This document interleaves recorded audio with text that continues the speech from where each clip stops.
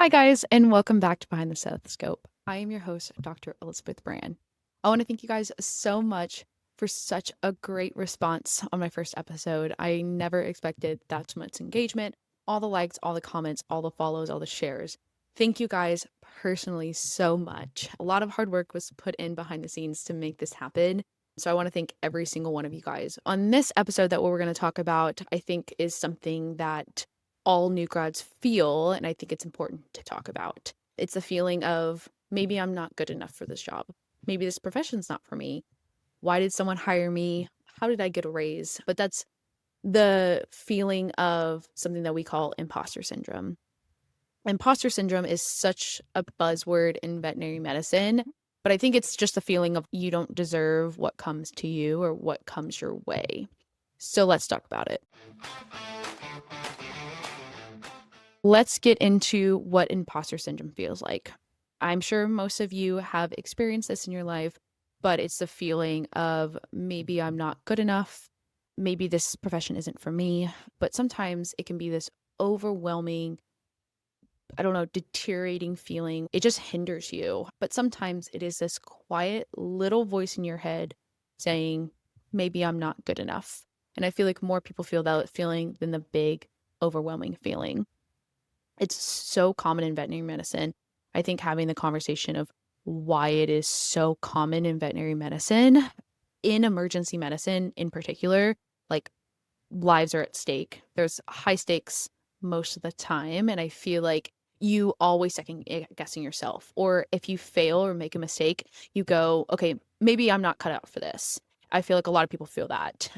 In vet school, you are taking tests, you're doing a lot of things. We learned so much. Like, seriously, we learned so much. You try to shove it all in your head. Dogs, cats, horses, you take this very big test at the end of your 4 years, and they say, you're good enough to practice. Good job. You do fourth years, you do a rotation. Someone is double checking every single move that you do. And honestly, it's really annoying. And people who are in fourth year definitely know how annoying it is. But someone's double checking you. Then one day, out of the blue, you graduate, you get a degree, and they say, here, you're good enough to practice veterinary medicine. And then all of a sudden, the transition from someone double checking you every step of the way to no one's double checking you, basically, it's a massive transition. And you don't gain confidence when you get that degree. Like, that does not shift it enough or make up for how massive that transition is.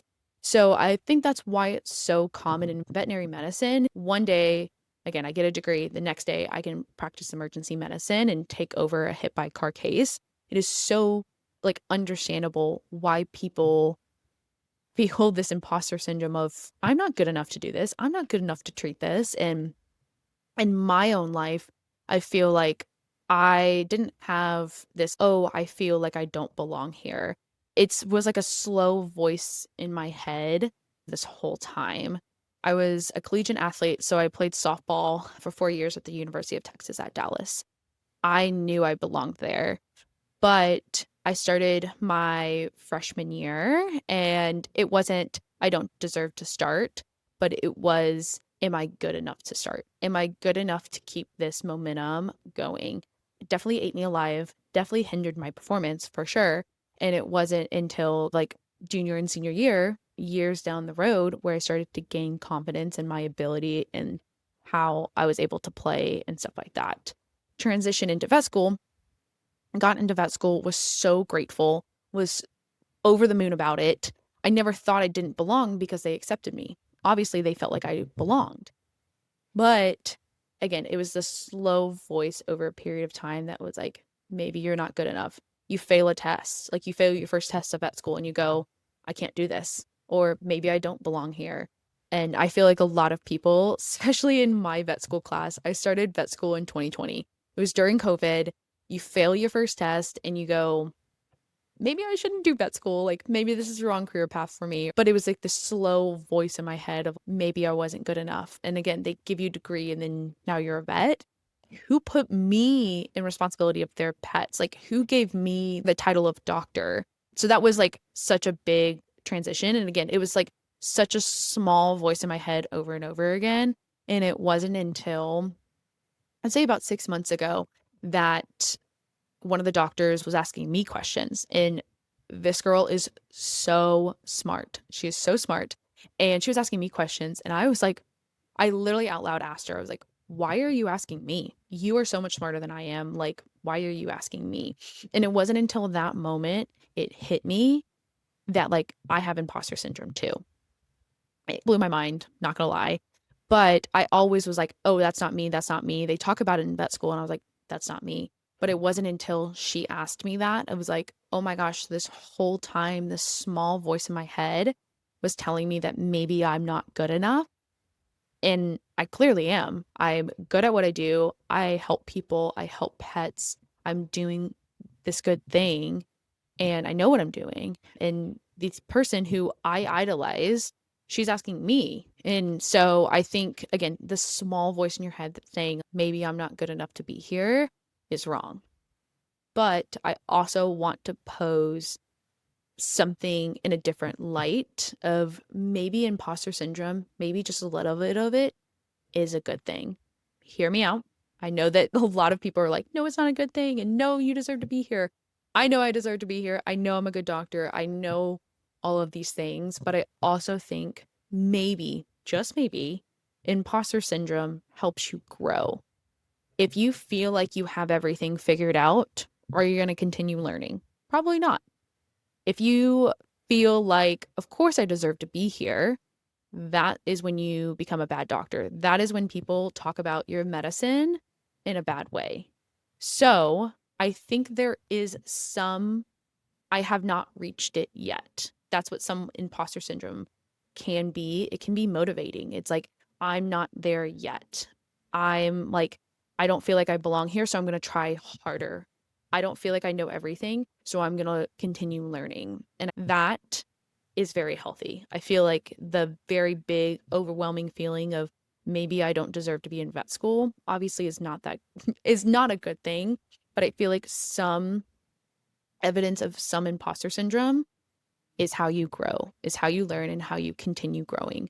When you feel like, oh, yeah, I'm good. I got everything figured out. I feel like that's when you become a bad doctor, in my opinion. In my less than 2 years of experience opinion, yes, you deserve to be here. Yes, you deserve to be in vet school. And I think this translates to a lot of different professions and honestly, personally too. Do I deserve to be with this person? Some people don't feel like they deserve to be with their significant other. Why did they pick me? How did I get hired for this job? But you're going to work harder because you don't feel like you deserve this job. You're going to value your partner more because you're like, how did they pick me? Why do they still pick me? You're going to work harder to keeping them. You're going to appreciate them more than the other way around where you're like, oh, yeah, I'm better than them. There is some growth in that. It can be debilitating. Don't let it be debilitating. Things that I feel have helped me quite a bit with coping with imposter syndrome. So, my advice for new grads or people who feel this pretty heavily as a new grad is one, is saying, like, asking questions, but don't apologize. Don't start with a question with I'm sorry, because it is okay to ask questions. So, don't say, this happens a lot where you're like, hey, I'm sorry, can I ask a question? Or, hey, I'm sorry, what's the dose of Cerenia? Or, hey, I'm sorry, no. Hey, what is the dose of Cerenia? Hey, can I ask you a question? We are colleagues. We're all here to help each other, and it should never start with an I'm sorry. You deserve to ask that question. You deserve to be here. You deserve to get the answers that you need. And you starting with I'm sorry brings you down a peg. Like you're not equals with the person that you're asking that question to. So there's that one. Two is to keep a wins list. When I started out emergency medicine, we lose a lot. We start down like 10-0 in a baseball game. That's where we start in emergency medicine. So you lose a lot, you lose momentum a lot. And so keeping your wins list, let's say I have to euthanize 6 animals that day. It's hard. It is tough. But I feel like keeping your wins list that you walk out, you make a mistake, or you euthanize a lot of animals, you lose a lot of patients, you don't feel like you did a great job today, you look back on all the hard stuff, but you keep a wins list and say, oh, I did save that patient. Oh, I did do that surgery and it turned out really well. Or I did really good with communication with that client, or I gave that client peace. Or it doesn't have to be physical wins, but actual wins to keep the momentum going, especially when you're learning, especially when you're a new vet. And that's what I have to say about that. And just remember, learning isn't failing. Just because you ask a question and you don't know the answer to everything does not mean you don't deserve to be there. I still ask questions, and vets that I know that are 5, 10 years out of school still ask me questions. We all have something to give to this profession. And just because you don't know or you ask does not mean you failed, does not mean you're a bad vet, does not mean you don't deserve to be here. And I know a lot of people, when you're like, oh, I failed the NAVLE, which is our boards in veterinary medicine, they go, I don't deserve to be a vet. Just because you failed a test, you don't deserve to be a vet. I think it's so rational at the time, and it's like, it is your everything. And sister, I get it. But also, let's realistically think about that for 2 seconds. You don't deserve to be a vet. Of 4 years of vet school, plus 4 years of undergrad, 5 years of undergrad, whatever you needed, plus all that experience that you've done, just because you didn't pass one test one time means you don't deserve to be a vet? No, that's not the case at all. You had a bad day. You woke up on the wrong side of the bed. You had a migraine. You got the wrong questions. You got the wrong questions wrong. Whatever the case is, no matter what it is, it does not mean you don't deserve to be a vet. And that imposter syndrome can be hindering for the second time you take it. Saying, no, I have stuff to learn. I have stuff to grow. I have an area to grow in. I didn't do great on the equine section of the NAVLE. Whatever the case is, like, you can grow in that. And that little bit of doubt helps you grow, but don't let it hinder you. So that is what I have to say on imposter syndrome. It is real. Again, it is a buzzword in veterinary medicine, but I think it, again, transitions into a lot of our lives. This case of the week that I'm going to talk about is a case very early in my career that definitely had me questioning if I should even be a vet. So I did a 6-month training program in emergency. And then in January of 25, I became a full-time ER veterinarian. One of my first cases, it was a 16-year-old female spayed domestic shorthair presenting for acute lethargy, vomiting, really ADR, hasn't eaten, and it is a diabetic, a known diabetic. It is on Bexacat. For y'all that don't know what Bexacat is, it releases glucose through the urine so they don't have to give insulin doses. If you have questions about Bexacat, if you have questions about diabetes, definitely talk to your primary care vet about this. But I checked the ketones levels in the body, and the ketones were high. So this cat had something called diabetic ketoacidosis. Again, if you have questions, we can talk more about it. I'm going to try to keep it layman's terms for the people that are not in vet med. But basically, the body switches from sugar and carbs to fat as a primary energy source.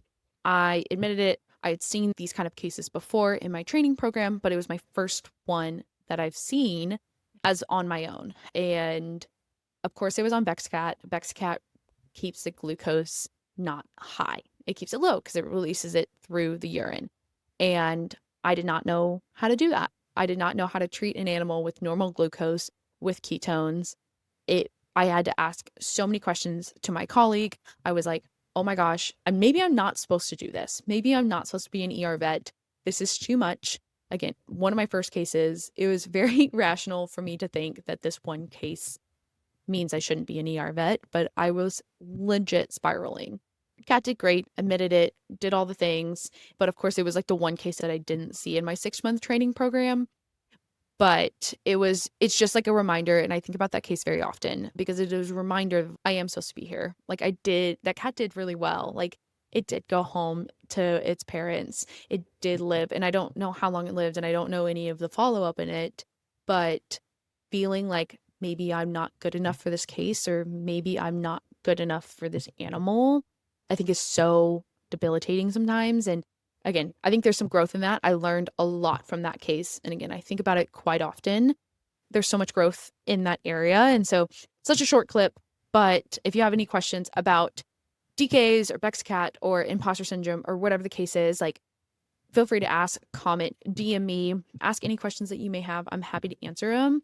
I want to hear y'all's opinions on what you think imposter syndrome looks like in your life, what it doesn't look like in your life. If you agree with me, if you don't agree with me, that's totally fair. I want this to be a space to have conversations and start having open conversations and vulnerable conversations about things that we experience every day. So another segment I am going to add to this podcast, I'm going to respond to y'all's comments or common questions that I get as an emergency veterinarian. Let's get started here. So one of the questions I got this past week was what happened in your life that made you like so brave enough to get in front of hundreds, millions of people and putting yourself out there like that. 1, great question. 2, I don't really know. But 3, I think a lot of things have happened in my life in 2025. And I know I touched about it last episode, but so much stuff has happened in my life in 2025. Good, bad, and really ugly. I've made some mistakes. I have some regrets. I did some really good things. I did some really bad things. And I learned, I grew. So in short, that's not one thing led me to this moment. I think it was a lot of little things and a lot of growth that got me to this. So that's one question I got this past week. But one question I get very commonly as an ER vet was, how am I emotionally able to put down animals? Humane euthanasia is something very common in emergency medicine, unfortunately, but these dogs are coming in for a reason. These dogs have an emergency for a reason. They are sick. We lose patients or we euthanize patients. It happens, but there is some peace in it when you see a dog suffering, and I've seen it in my own pet where they're suffering and they pass, and that sigh of relief, that makes it worth it every time. It is so hard, and we do it so often that sometimes we forget about it, but it takes an emotional toll on us. It does, like, straight up. But to see them go and be at peace and knowing that I can help in their suffering, that is my peace in it. That is how I get through it. It is so hard for some people and totally understandable. And I think it's when you're not in it and you're outside of vet med or new grads or vet students or pre-vet students, that's their thing they're really worried about. Fair, like totally fair. And it's hard to get it until you're in that moment and you see them suffering and then you see them pass. I'm telling you, that sigh of relief makes everything okay. You just know that you're doing the right thing in it all. So those are some common questions that I get. We'll go through more or common questions I get as an ER vet, just to get a little glimpse into my life or my opinions on different situations. So that is episode 2. I want to thank you guys so much for showing up again. It has been such a fun time recording, experiencing, communicating, connecting with people, especially people who I haven't really talked to in a really long time. So I want to thank you guys for showing up. My closing message is, if you do feel like you don't belong, I want you to know that you do belong. You deserve to be here. You deserve to get into vet school. You deserve to graduate from vet school, and you deserve to be a vet. If you're feeling it with your personal life, you are an amazing person. You are an amazing person. You have people in your life that think you're amazing. You need to believe it too. And it's not until you believe it that people are going to see it or feel it. You deserve to have your own voice in it all. Next episode, we are going to talk about mistakes. And I feel like as a new grad ER veterinarian, I have made a lot of mistakes in my life. So we're going to get into that. But thank you guys so much. It has been it's been a blast. And I will see you guys next week on Behind the Stethoscope. A little disclaimer, this content shared on Behind the Stethoscope is for educational and informational purposes only. This podcast does not provide medical advice or establish a veterinarian-patient relationship. Any cases discussed are very generalized and anonymous, and pet owners should always consult their own veterinarian for any medical decisions regarding their animals. And opinions expressed on this podcast does not represent my employer or any organization. my own opinions,